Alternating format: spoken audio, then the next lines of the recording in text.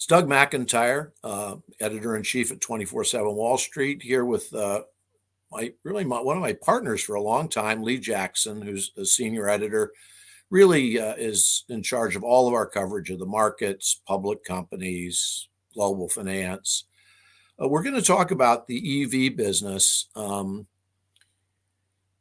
This is fascinating to me because you rarely see a business that is really promising, that's supposed to be a global business. And the expectation is it's going to be one of the largest industries in the world. Governments think that, financiers think that, companies think it. And within a really, really brief period of time, it falls apart almost completely. So let me just sketch out a tiny amount what the landscape is. The last 2 or 3 years, governments, including the US government, governments in they've said, look, we have a target so that all of the new cars sold in our country by 2030 are going to be EVs, or in the United States, it's going to be 70%. It'll be a small country. 2030, or so they set these very ambitious goals, but they do them because it's important for them to try to fight global warming. They also do it to force the car companies to move in that direction. Then the car company executives say, yeah, we're going to do that. Like Ford said, well, we're going to devote $30 billion to building out an EV fleet. And we're going to have a huge percentage of the new cars that are sold out of our fleets are going to be EVs. And all of a sudden people are saying, oh my God, the guys who are in the gas powered car business, if they're not really on board here, they're going to go the way of the dodo. They're just literally going to disappear. And then what's happened really just in the last few months, and I mean very few months, the purchase of EVs has started to drop in Europe. The curve here has slowed. It's good in China, but that's almost the only place. You've got companies like Tesla, where the stock price has been cut by a quarter since the start of this year. You've got companies like Ford, where they basically have to admit that it hasn't worked out. They were wrong. They shut down assembly lines. They shut down assembly lines for things like their Lightning pickup, their Mustang electric car. And then you've got these poor guys like Lucid and Rivian. They're these EV startups that are losing billions of dollars. And, they started these companies based on the idea that the trajectory and it was going to be so great and the market so large that even a niche player could get in. So where are we now, Lee? It seems to me like it's crumbling. The thing that I've spent a long time on Wall Street, and every time you see this happen, and it doesn't happen that often where it's such a large scale initiative and everybody's involved in the governments and it's going to help save the world and everything like that. The problem is, who was it? Margaret Thatcher said that sooner or later, socialists run out of other people's money, and that's what happened to a lot of these people. Is they weren't getting product done and to the marketplace at any sort of rate where they could possibly negotiate getting to market and being even break even. And I think that's been one of the biggest issues. Plus, we've seen that there is just not an infrastructure set up for the electric vehicle. It's just not there. Now, where I live, if you go to there's a big mall nearby. I guess it's not like a mall like we used to know, but a big shopping area. And they actually have a Tesla EV charging station there, but that's here. And so I guess if you can go X amount of miles and know exactly where there is one, that works. But I don't think it works out in, West Texas. Well, the thing that amazes me about what's happened is if you take a company like Ford, they've been in business for well over 100 years. They've had a huge marketing department. They have for 100 years. They do lots and lots of market research. And to me, this is what they missed. And I don't know why. If you say to somebody, look, do you want to buy an EV? Let's just go out and spend some money and talk to Do a 10,000 focus group, people. or yeah, Okay, yeah. so it's like typical market research. What do you think about the fact it only goes 300 miles? Well, half the people say, I wouldn't do that. What about the fact that, it'll be Immediately hard half to the find a people. charging station? Or it might be, depends on where you live. If you live in New York, fine. You talk to the people in Akron, though, it's like, that doesn't really work for me. I need to charge my car. I need to know where the charging stations are. Then you start to get these things that people don't understand. The car nut companies know them, but people don't know them at all. If you own an EV in a place where it gets really cold, the battery length, if you can go 300 miles on a normal day, that can be cut by almost half if it's super, super cold. Charging speed, everything else.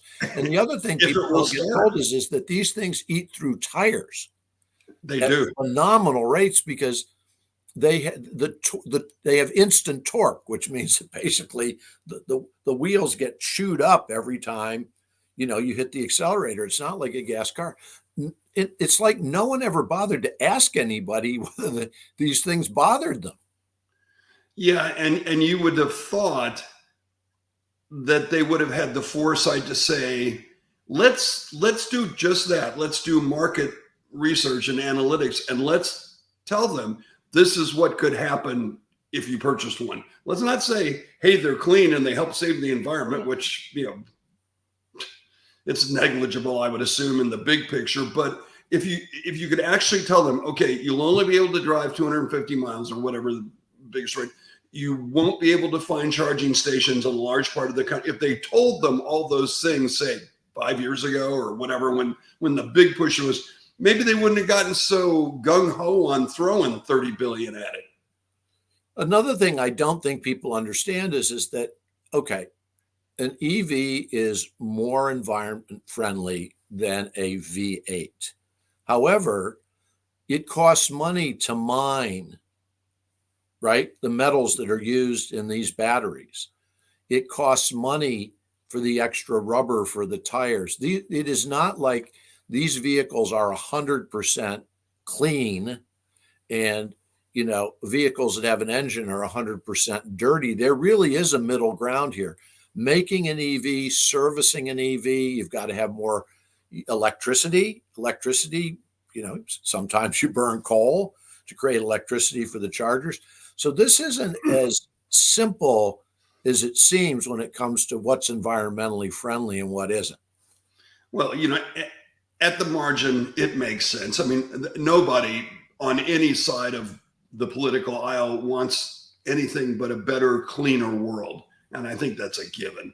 But like you said, just to mine it is incredibly expensive. And if your battery goes bad in one of these units and you have to replace it, that can be $25,000, $28,000. And that's pretty expensive. And they have to dispose of the battery. Again, people, Right. We now have a century plus in the United States of having stuff we have to get rid of that isn't necessarily safe to just dump in the ocean or dig a hole in your backyard and put the stuff in. So we're at the very early edge of this, but there's going to be a EV battery disposability issue, as maybe 5, certainly 10 years from now.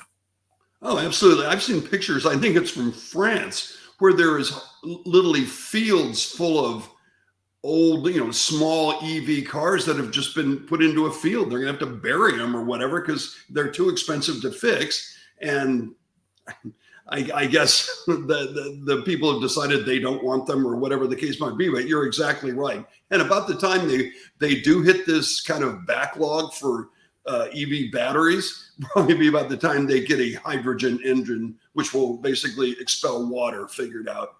Yeah. Something else that's happened that is fascinating is that for many, many decades, the United States offshored most of its manufacturing to China. That became unpopular for many, many reasons, American jobs being lost.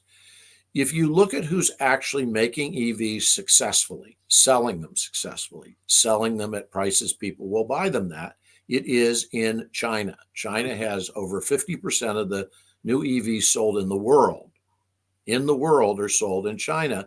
And there are a dozen EV companies that are, surviving. They're not going out of business.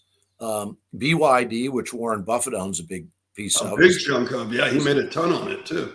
It's not just the largest in China. It is now the largest EV company in the world. It passed Tesla in total sales.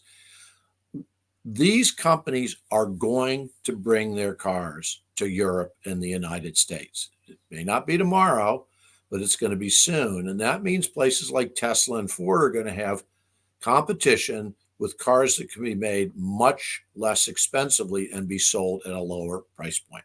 Right. And the thing I find interesting is like, the biggest car manufacturer in the world is Toyota. And they basically said, and their leader is a brilliant man. He basically said, look, we'll be involved, but it's going to be on the hybrid side. And that's all. We're not going to go all in on this. And because he could see the writing on the wall. And I think the future for the hybrid is probably good, or at least better, because people know that, hey, at least I can put gas in it. And, look, I love the Toyota story. The guy who came out and said that, I know, he's the grandson of the founder of Toyota. Yeah. Now, for 2 or 3 years, he and his company have been literally mocked by the car industry for not getting into the EV first, craze, having huge development in that. And they just sit back and they took the insults and said to themselves, we're not going to take all of our chips and put them on red. We're just not going to do that. Within the last couple of months, this guy has looked like a genius. He totally has. And I think it's interesting because they're such a well-run company and, dominate, market share all over the world. And so it's clearly they have the capital and the resources to do it, but there must have been many people in the C-suites at Toyota that said, we better step very carefully into this minefield. One other thing that happens here that's distorted the market is that the current administration has made the decision that they want to keep Chinese EVs and Chinese batteries out of the United States. Now, sometimes there's conversation that's for security reasons. Sometimes it's because people say they're going to protect the car industry. But it looks to me like places like BYD are going to get around that by setting up manufacturing facilities in Mexico, bringing those cars into the United States through Mexico, which means that, they're no big tariffs. They're coming from Mexico. Yeah. They're coming from Mexico. So the tariffs that they would get hit with if they came straight from China don't exist. I think that if you're Tesla or anybody selling EVs in the United States who's put a lot of money into it, you've got to worry about BYD being in Mexico, shipping cars straight into the United States. Oh, I think that's exactly what they'll do. And whether that'll prove to be successful or not, I guess remains to be seen. But they know that kind of access and there still would be tariffs out of Mexico, but not compared to a tariff coming from China. Yeah. And I think because of NAFTA, it's going to be harder for them to try to, to block the BYD coming in through Mexico. And listen, I understand that there'll be attempts, at least with the current administration, to try to keep those cars out of the United States in large numbers. But listen, the markets eventually drive demand. And the day is going to come when those cars will be in the United States. And what is a bloodbath today may look very minor when you're able to buy a $20,000 EV from BYD that's a very good car. It's not a cheap car. It doesn't have roll down windows, doesn't have a cigarette lighter. I mean, it's a really, really good car. It's got some autonomous driving features to it, and it's competitive. It's competitive at 20 grand when EVs being sold by Tesla, Ford are in the $40,000 to $80,000 range. So I think today's bloodbath turns into a much bigger bloodbath in 2 or 3 years. I think it could. Now, should the administration change in November? They probably wouldn't have quite the access they may have had if it stays the same. But one thing's for sure, they'll figure out a way to do it, because all they have to do is say, everybody else can sell a car here. Koreans can sell a car here, and North Korea is belligerent, so why can't we? And Yeah. I think they can make that argument. Well, for the people who tend to follow us 24/7 Wall Street, I would make this caution. If you are looking at stocks in companies that make EVs either exclusively or like Ford, where they've made the decision that they will billions of dollars of capital expenditures to get into these businesses, I would walk carefully when it comes to looking at these stocks, not just because EV demand in the United States has flattened or may in some places actually be falling, but because this isn't over. The price wars in EVs may actually be at their beginning, not the middle or the end. So I'd say when it comes to these stocks, I'd say let the buyer beware. Yeah, and I think that's a really good point, Doug, because people have to be careful. I mean, buy car companies on the fundamentals that continue to drive them, like Toyota or other quality companies like that, because I don't know how they're going to bring their prices down, especially when especially the big three per se, have all just signed massive deals with the UAW. So, I mean, they're not going to get any cost cuts from home cooking from them. That's for sure. No, they're not. When I look at this market, to me, stocks you can buy, as far as I'm concerned, Toyota's a buy. Yes. And the little tiny EV companies in the United States, the startups like Rivian and Lucent, to me, those are going to run out of money. To me, those are sells. They're going to zero. I mean, I can't see, short of somebody like a Musk or somebody big coming in and say, okay, I will bid you a small amount for your company. That's the only way that they can make it. I mean, I just can't even see how they'll make it. Well, you and I will be back to this subject because I think this will be a topic for discussion around Wall Street for many, many years. But thank you for kicking it off with me. It was very good. I liked the part about Toyota because I think his last laugh was pretty funny. It was. Take it easy. Okay, see you soon.